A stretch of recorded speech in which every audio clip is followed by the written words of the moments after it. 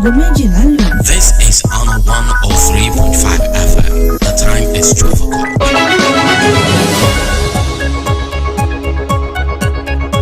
This is the news on Honor 103.5 FM. Honor FM News. Accurate, transparent, undiluted. We go deep. We bring you the news behind the news. Honor FM News. If it's new, then it's news.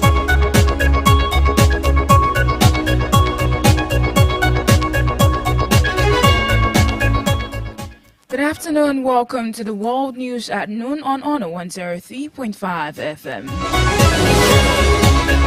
On the national news this afternoon, President Tinubu arrives Paris for 2-week working visit. And on the African news, Niger's military releases over 50 detainees, including ex-ministers and officers.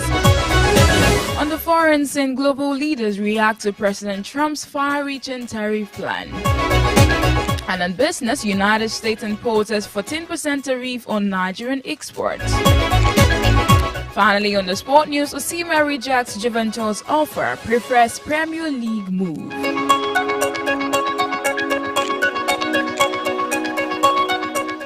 Welcome once again to the news. I am Temitope Dada. Now the news in detail. President Bola Tinubu has arrived in Paris, France for a 2-week working visit. During his stay, he will evaluate his administration's progress and outline strategies for the second half of his tenure. With his 2-year anniversary in office approaching next month, this visit provides an opportunity for reflection and planning.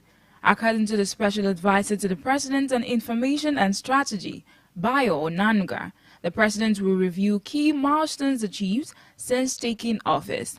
He will also assess the impact of ongoing economic and governance reforms and engage in strategic planning. The President is expected to review his team, assessing the performance of his cabinet members. Those who have failed to meet expectations may be replaced, as the President seeks to ensure his administration is working efficiently to drive national development. Also in the news this afternoon, the Edo State Governorship Election Petition Tribunal has affirmed Governor Monday Okpebholo of the All Progressives Congress as the winner of the September 21, 2024 poll. The tribunal dismissed the petition of the People's Democratic Party and its candidate, Okpebholo, for their inability to prove allegations of overvoting. In an unanimous judgment, the Justice Wilfred-led 3-member panel held that Okpebholo scored the highest number of valid votes in the election. Okpebholo has expressed dissatisfaction with the tribunal ruling and vowed to appeal the judgment. He stated that he has instructed his legal team to proceed to the Court of Appeal to challenge the tribunal's decision. Okpebholo described the judgment as a huge abuse of justice, adding that the appeal is not about him or any single individual, but about the essence of democracy and the preservation of the people's mandate. Moving on to the African news, Niger's military leaders have freed more than 50 detainees, including high-profile figures from the government they overthrew in 2023. Those released include former ministers of defense, oil and finance, as well as senior army officers accused of plotting previous coup. The list of released detainees features notable names such as Mohamani Sani, former Minister of Petroleum, Kala Muntari, former Minister of Defense. Despite international calls for his release, Eastern President Mohamed Bazoum remains under house arrest. When questioned about Bazoum's continued detention, Justice Minister Dada cited concerns over national security and sovereignty. The release of these detainees is part of the military government's efforts towards national reconciliation and rebuilding the nation after the coup.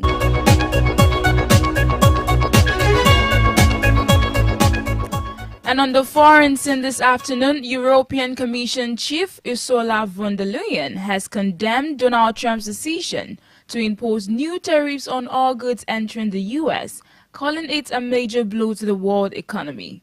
This move comes after Trump announced a universal 10% tariff on all imports into the U.S. from April 5, and with around 60 countries facing steeper tariffs from April 9.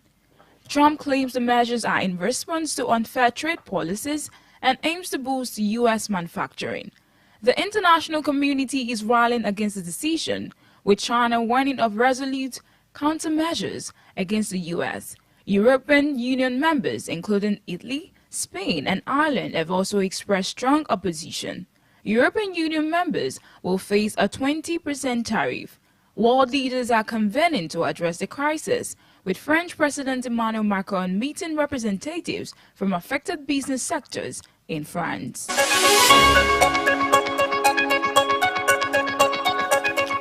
Still on the foreign scene this afternoon, 9 people have been killed in Syria following an Israeli bombardment and raid in the south. According to the local government on a war monitor, the strike occurred after an Israeli incursion, with Israeli forces advancing deeper into Syrian territory than ever before.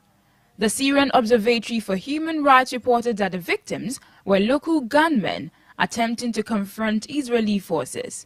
The Israeli military claims its forces were conducting operations in the Tahsil area, seizing weapons and destroying terrorist infrastructure when they came under fire from several gunmen. In response, Israeli forces fired back, eliminating several armed terrorists. There were no reported Israeli casualties.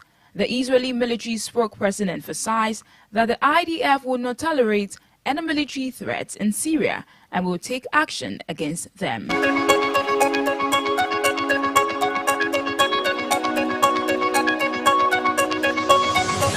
And on the business report this afternoon, U.S. President Donald Trump has announced a 14% tariff on exports from Nigeria to the United States.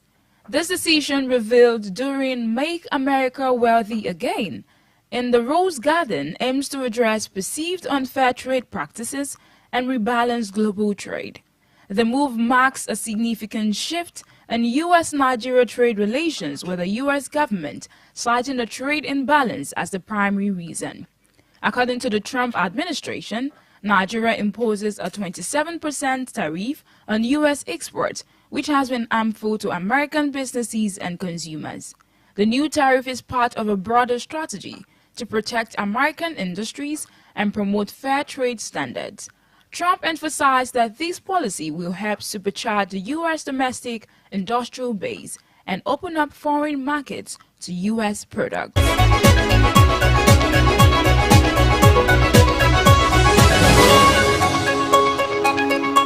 And on the entertainment news this afternoon, Nigerian singer Portable has sparked controversy after labeling his counterpart Zlatan as an up-and-coming artist. In a recent interview, Portable claimed that Zlatan's music style doesn't resonate with wealthy individuals, implying that he's not yet a prominent artist. Portable recalled a conversation with a car dealer who allegedly told him that Zlatan was using his name for clout. The dealer supposedly said that Zlatan's music wasn't well known among rich people and Portable shouldn't have engaged with him. The music industry is buzzing with reactions to Portable's comments. Fans and fellow artists are weighing in on social media, with some defending Zlatan's talent and others supporting Portable's opinion.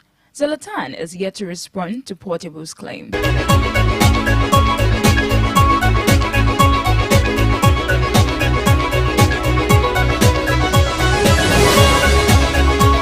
And finally, on the sport news this afternoon, Nigerian striker Victor Osimhen has reportedly turned down an offer to join Italian giant Juventus. Despite being a primary candidate for the attack next season, Osimhen has expressed his desire to play in the English Premier League instead. The Galatasaray loanee will be available for a €75 million transfer clause next summer.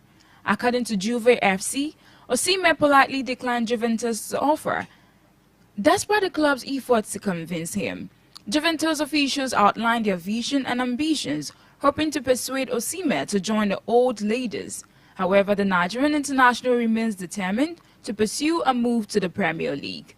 Osimhen's decision has sparked speculation about his potential destinations in the Premier League. With his impressive goal-scoring record and growing reputation, he is likely to be a highly sought-after player in the transfer market.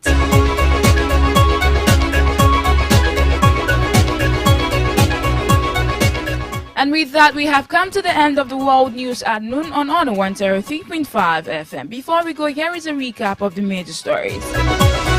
On the national news this afternoon, we informed you that President Tinubu has arrived Paris for a 2-week working visit to assess cabinet members. And on the African news, Niger military has released over 50 detainees. On the foreign scene, global leaders are reacting to President Trump's far-reaching tariff plan.